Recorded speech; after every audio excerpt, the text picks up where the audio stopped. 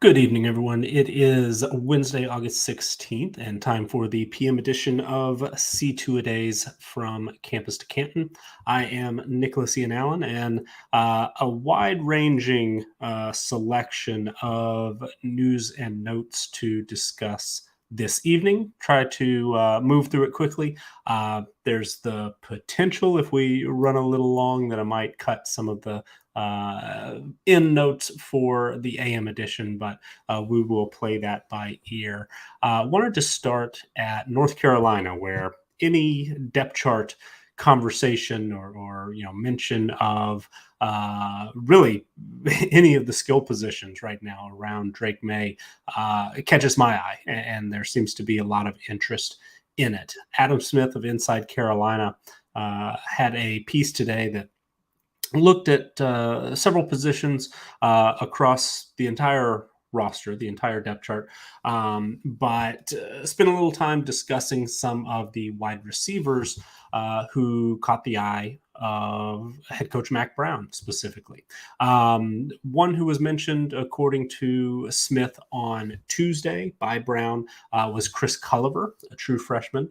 It appears that Culliver is working with the outside receivers, where Tez Walker had been the number one, J.J. Jones is the number two. If Walker is going to still be ineligible this season, perhaps that moves Culliver up a little bit, may have an opportunity to earn some playing time so far this year. But Brown elaborated a little bit, said he's just been here a month, but he's big, he's tall, he's fast, he's everything we thought he was. Brown also mentioned a true freshman, Christian Hamilton, who flashed some in the spring and was impressive early in fall camp as well. Brown mentioned that redshirt freshman Doc Chapman has really improved and could back up Nate McCollum in the slot, with Kobe Paysour, Gavin Blackwell, and Andre Green Jr. also in the mix there. Pretty crowded position, it seems. But according to Brown, Doc Chapman stepped up. Quote, he's struggled catching the ball until about a week ago, and something clicked for him. He's caught the ball and been really good in space and looked very good in the scrimmage the other day, so excited about him. Didn't see anything in the piece about the tight end position, but of course, that's an area of interest for a lot of us, and specifically me, as invested from a fantasy standpoint in Bryson Nesbitt as I am. At Minnesota, a couple of follow-up notes from the open practice on Monday, which, according to Ryan Burns of 247 Sports, is likely to be the last open Minnesota practice until the spring of 2024. So we've mentioned plenty that some of these teams that we've discussed a lot in the first 3 weeks of our two-a-days here, that information may be a little harder to come by as we get a little closer to the season kicking off. Minnesota might be in that camp. Quarterback Ethan Kalikmanis was not seen going through any throwing drills, or didn't throw in any part of the open practice on Monday. He was dressed, did go through all the team and individual periods, remained engaged, went off onto the side. But a quote from PJ Fleck, head coach, afterwards said, "It's nothing big. We do a lot of things based on science and data, and the trainers held him back. They'll both be full go tomorrow." The other player who it seemed was on a similar day off was Tyler Newbin, the star safety for the Gophers. So two pretty important players. It was a big event at Minnesota, open to the public, not just the media. Certainly caught the eye of some folks that the starting quarterback and top defender were not going through drills as you normally might expect. One thing that caught my eye a little later in the piece, Burns said that the running back position, he expects to see a committee approach with Sean Tyler, Bryce Williams, Zach Evans, and Darius Taylor all working throughout the month of September. There was also another pretty interesting note to me. Lemeke Brockington and Elijah Spencer are splitting reps at one of the outside receiver positions. According to Burns, he said his guess is that Lemeke may get the edge in snaps in September. Spencer is a transfer from Charlotte and had a huge spring game. Seemed like he was really putting himself in line to be one of the top wideouts for Minnesota. So a little bit of a surprise to me to see that perhaps he's not considered the favorite to start at one of those positions, at least at this point, halfway through fall camp. At Wisconsin, Jesse Temple of The Athletic had a nice write-up on how the running backs, most notably Braylon Allen and Ches Malusi, may be featured in the passing game for new offensive coordinator Phil Longo. The quote that has sort of made the rounds a bit was that when Longo asked Allen how many passes he wanted to catch this year, Allen said, and quoting from the piece, "I think I said like 50. I guess like 4 or 5 a game would be ideal for me. Obviously, it doesn't matter as long as we're winning games and I'm effective in whatever we're doing. We'll be cool. But the goal is 50 catches." So apparently, Malusi also said his goal was 50 catches, and that would be a significant uptick for Allen specifically, who over the last 2 years has 21 catches for 142 yards and has not scored on a reception. Malusi has 14 catches for 129 yards and 2 touchdowns in his career, which of course started at Clemson. But going through our stat projections, just sort of to see where the Phil Longo history for running backs as receivers. The closest in the last 3 years that we would get to this was actually in the 2020 season when Javonte Williams and Michael Carter did their incredible 1-2 duo. And between the two of them, they totaled 50 catches. Williams and Carter both had 25 apiece. Williams had 305 yards and 3 touchdowns. Carter, 267 yards and 2 touchdowns. The numbers dropped quite a bit beyond that. Elijah Green had 17 catches last year, and for North Carolina.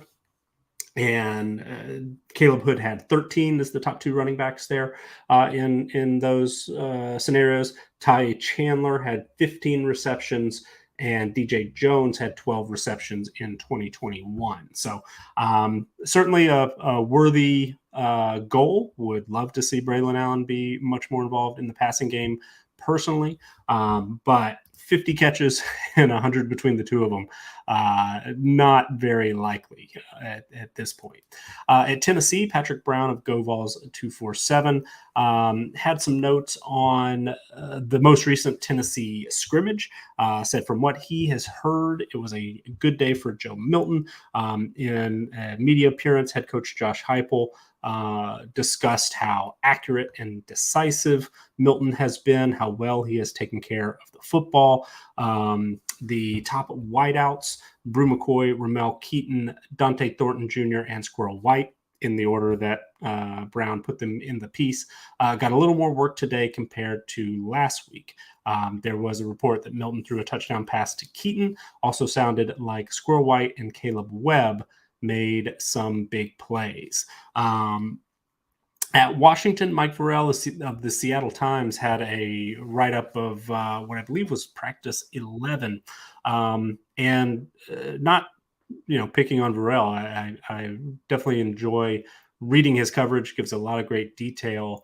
But this particular piece read like a lot of them that I've read so far this fall, where it basically seemed like the Huskies offense and the passing game in particular was just carving up the defense, big play after big play.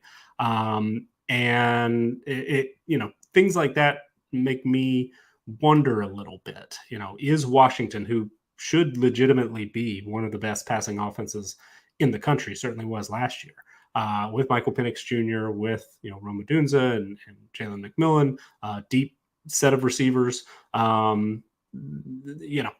they just that good, or is Washington potentially just that bad defending the pass? And looking back through our notes, the CFB Winning Edge team performance ratings from last year on pass defense, Washington ranked 123rd in the country in that number. So it could be a little bit of both. So always something to keep in mind when we're reading practice reports and scrimmage notes and stats, things like that. At least in fall camp, for the most part, can be a zero-sum situation where is the offense really that good, or is the defense really that bad? Or in the case of Washington, potentially, maybe it's both. So something to keep an eye on early in the season if Washington's going to be able to make some improvements defending the pass this year.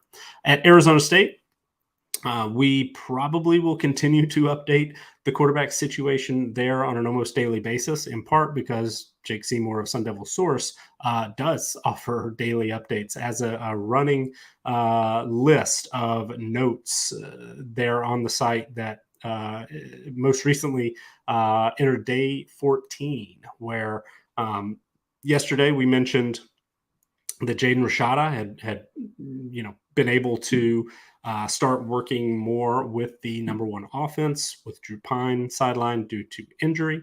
He's, of course, competing with Trenton Bourgo there for the Sun Devils. And after seemingly on Tuesday getting nowhere near the number of first-team reps that he got on Monday, with Bourgo going through almost, it seemed like every single drill, that was on Tuesday, or on Tuesday. Yeah. Today, Wednesday, day 14, according to Seymour, says, not going to sugarcoat it, Trenton Bourgo had a bad scrimmage performance in the stadium that continues a string of mostly subpar recent efforts. He also mentioned that Rashada had some freshman moments, but still was, really showed some big play ability. Hit a bomb to Elijah Badger in the 50-yard range for a touchdown that, according to Seymour, was maybe the best completion of camp by anyone. So as I'm just sort of trying to parse through these reports and kind of thinking about this competition on the whole, it seems to me that Rashada maybe at this point could be considered the favorite to start at Arizona State at quarterback this year. There's still a chance, certainly, that Bourgo wins the job outright, but there's also a chance that Bourgo wins or gets that first snap of the season, but that Rashada, wrestles it away from him pretty quickly. It just seems to me that the high-end upside for Rashada, especially in year one under a new head coach in Kenny Dillingham, makes me think that perhaps they're just going to roll with the true freshman, take some lumps, deal with some of those freshman moments, some inaccuracies, because Rashada's stats, according to Seymour, weren't particularly impressive, but living with that a little bit to try to get one or two of those 50-yard bombs to Badger and other big plays, and sort of build for the future there for the Sun Devils. So not ready to make any predictions personally, but seems to me that Jaden Rashada might be the sort of the player to beat to start at Arizona State this year at quarterback.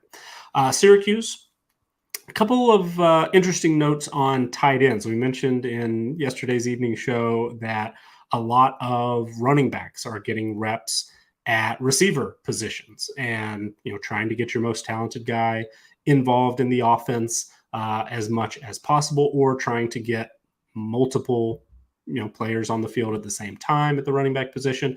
Well, there are a couple of tight ends, in fact, the top two tight ends in just about anybody's CFF rankings, are apparently also getting some reps in the backfield. At Syracuse, Josh Crawford of All Syracuse noted that the power run game is going to be a mainstay for the Orange, including with Oronde Gadsden lined up in the backfield at times. Mentioned that in a media viewing period this week, he kicked out as an H-back type in the goal line period as well. So one of the first clues we got last year that Oronde Gadsden was due for a breakout performance was a media viewing period where they were working on red zone situations, and it was something like 4 passes in a row to Gadsden down by the goal line. Well, if this is any indication, not sure it's going to be an all the time thing, but if Gadsden is being moved around, and I didn't see that he got any carries, but perhaps being moved around and brought out of the backfield as a passer, if not getting any carries. But regardless, interesting to see when Oronde Gadsden the second is arguably the best player on the Syracuse offense, and certainly want to try to get him the football as much as possible. It sounds like the Orange are currently doing that.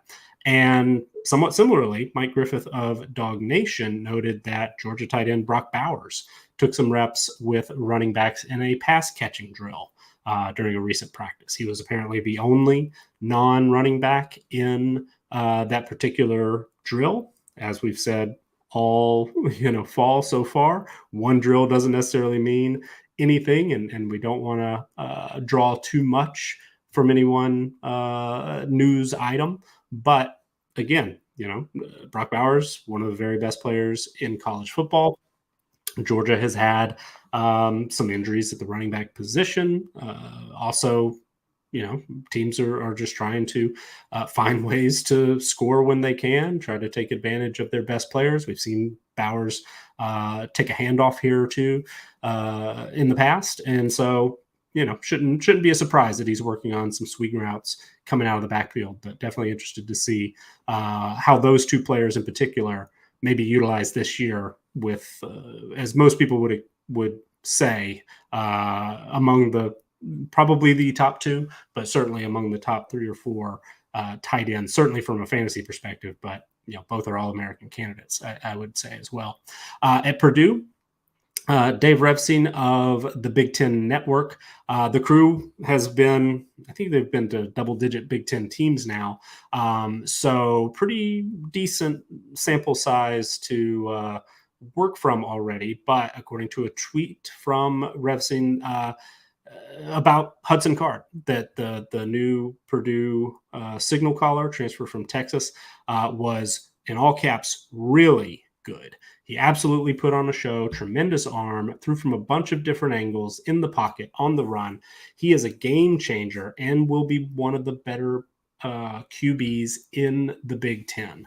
That note itself was a little bit of a surprise to me. I personally, from a fantasy standpoint, been a little low on Purdue. Haven't had much interest in drafting Card. I really haven't been all that interested in the receiving core there. I mean, I know guys like TJ Sheffield certainly have the potential, have experience, but there's so much turnover on the coaching staff and on the offense as a whole as well. New head coach Ryan Walters is a defensive-minded head coach, first-time head coach. Devin Maccabee, the running back, had a solid year last year. And even though Graham Harrell, who has an air raid background, makes you think that perhaps there's going to be opportunities in the passing game that Purdue won't see a significant drop-off there.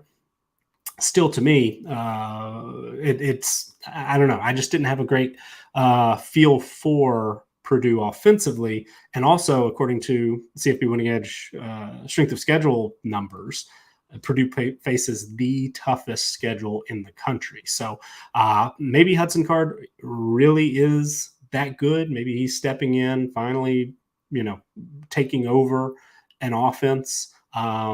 And we'll get to see what he can do, and he'll shine. But for me, I've been a little bit hesitant, but it's good to to see that he is impressing folks who've been traveling around the conference the last couple of weeks. A few notes on some freshmen who are making a name for themselves in drills and in fall camp.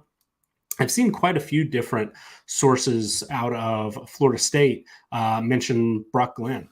Says, continues to be praised by the coaching staff, apparently making, good decisions, all kinds of positive remarks. But, Tate Rodemaker and AJ Duffy are the more experienced backups to Jordan Travis. But I've seen Brock Glenn's name probably more than anybody else the last week or so. So something to note as we look for that succession plan at quarterback for the Seminoles.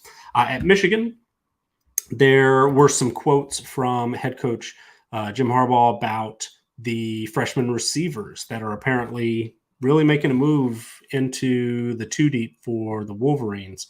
According to Trenton Knoop of Wolverine Digest, after Harbaugh had previously mentioned that Cornelius Johnson, Roman Wilson, and Tyler Morris are the starting trio at receiver heading into fall camp. Harbaugh, in a recent media availability, said he wanted to start with the three freshmen, Carmelo English, Frederick Moore, and Samaj Morgan. Those three have really come in and asserted themselves right off the bat. They've taken reps with the ones, they've taken reps with the twos. They're not playing like freshmen. So there's certainly a lot of excitement about Michigan coming into this year. They're number 2 in the AP Top 25. They're number 3 in the CFB Winning Edge Team Street Power Rankings.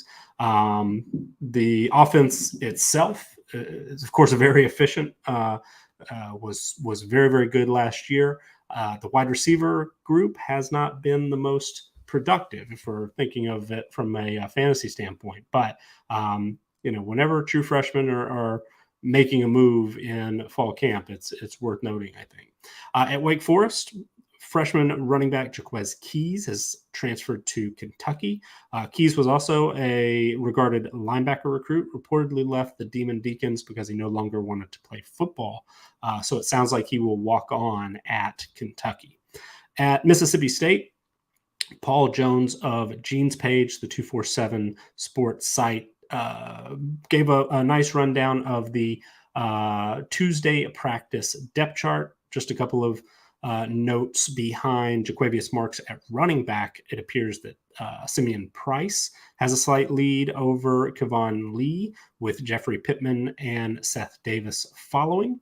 At the wide receiver positions, Jordan Mosley, Tulu Griffin, and Xavion Thomas were the starters at the Z, Y, and X, respectively, with Freddie Roberson, Creed Whittemore, and Jaden Wally behind. At Virginia Tech, Andy Bitter of Tech Sideline tweeted that running back Bashul Tootin and tight end Daquan Wright are back participating at practices. He also tweeted a video of Tootin, who did have a brace on his knee, but running a drill, running a route there for the Hokies. So Tootin, pretty highly thought of incoming transfer from the FCS level. Most expect he will start for the Hokies this year, assuming that he's back and fully healthy. Malachi Thomas had a really solid freshman year in 2021, would be the other potential starter, but Tootin, in my opinion, and based on his production in his career so far to date, is probably the top option there for Virginia Tech. At LSU, Zach Nagy of LSU Country had some follow-up notes from what we mentioned yesterday about cornerback Denver Harris. According to Brian Kelly on Wednesday, the head coach said that Harris is, quote, handling some personal matters, has been away from the team for a little bit, but could return to the program this weekend. Nagy also mentioned that Josh Williams, Logan Diggs, and Armani Goodwin, all running backs, did not participate in drills Tuesday. They all were sidelined on Monday as well. And as a result, John Emery and Noah Kane took the majority of the reps, with Trey Hawley also getting into the ranks. A name that has gotten quite a bit of buzz, true freshman for LSU at the tight end position, is Kamorian Pimpton, who apparently, according to Nagy on Tuesday, made maybe the highlight reel of spring practice thus far. So Pimpton is a very highly rated recruit, had a higher 247 rating and on 3 rating than Mason Taylor, the excellent tight end who excelled as a true freshman last year. It sounds like Pimpton is very much in the mix to be on the field often. Not sure that he will start over Taylor, but perhaps both will be on the field at the same time, and he may mix in at times as well. So real quick, a few notes from the group of 5, just a couple of notes, and we'll save a few for the morning. But at Hawaii, there's been a lot of interest in who the wide receivers are going to be because Timmy Chang is calling the offensive plays now, head coach in his second year as head coach, first year calling the offensive plays there.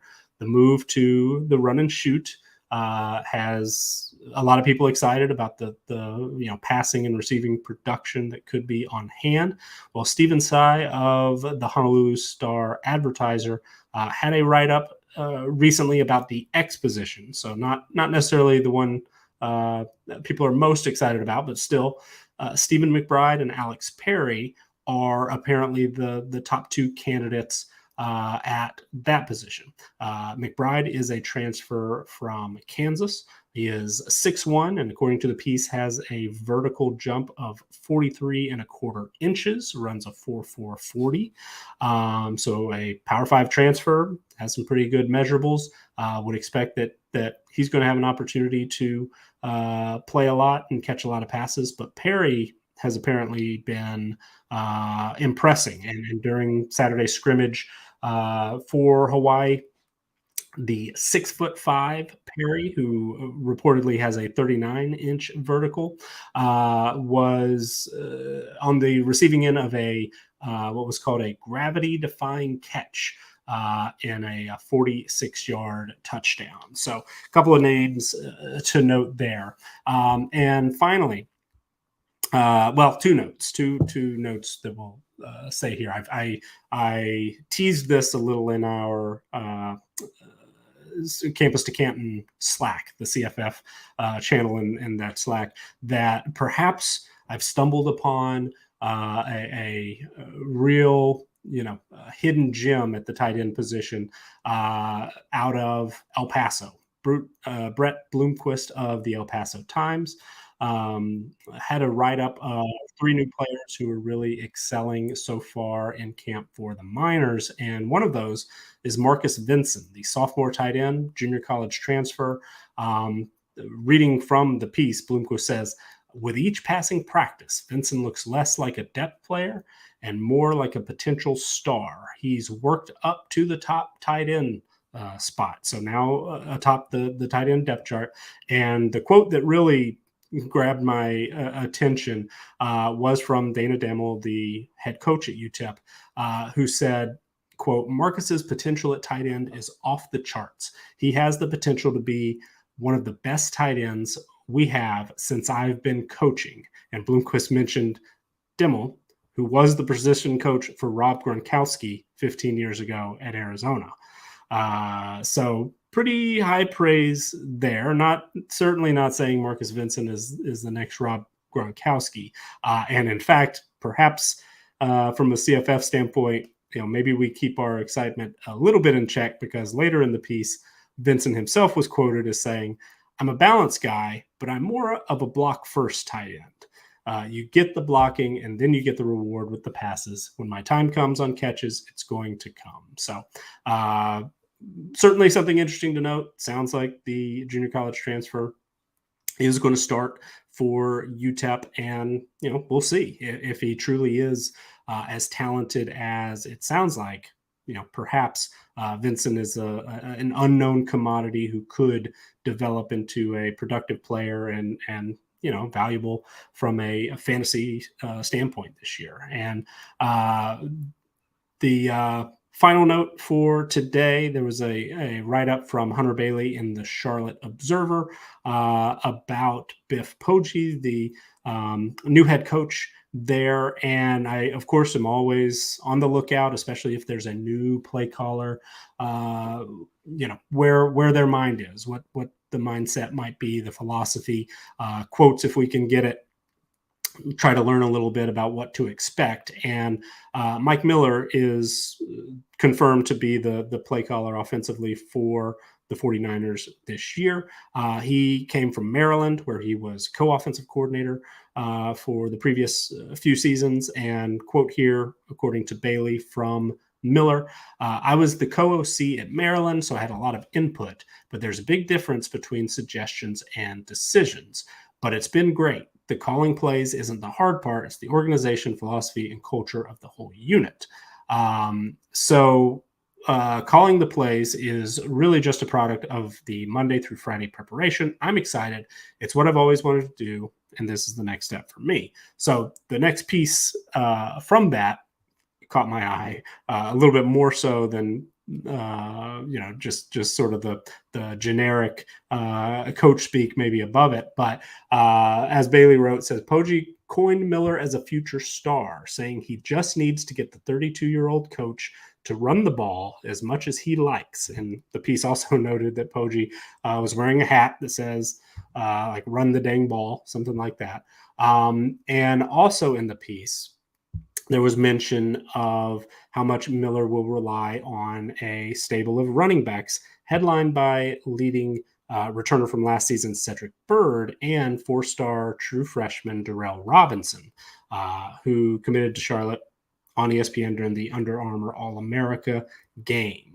Poggi was quoted also in the piece when asked about Robinson, saying, "Let's face it, he's an exceptional player. He's going to help us right away." So it's quite possible from a fantasy standpoint. We've been sleeping on Charlotte a little bit. There have been some signs that Poggi wants to run the dang ball early and often.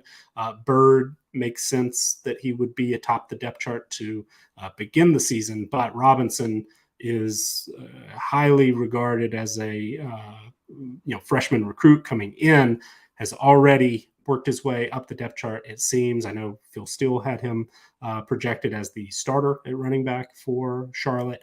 In our CFB Winning Edge team profiles, haven't quite gone that far yet. Do have Byrd number 1 and Robinson number 2. But again, don't be surprised. Somewhat similar to maybe what we were talking about with Jaden Rashada. The upside is probably just there with the true freshman, and it wouldn't shock me if Robinson ends up as the leading rusher for Charlotte this year. So we'll save a few notes for the AM edition, but hope everyone has a wonderful Wednesday evening. We will see you tomorrow morning for another edition of C2-A-Days from campus to Canton.com. I'm Nicholas Ian Allen, and we will see you tomorrow.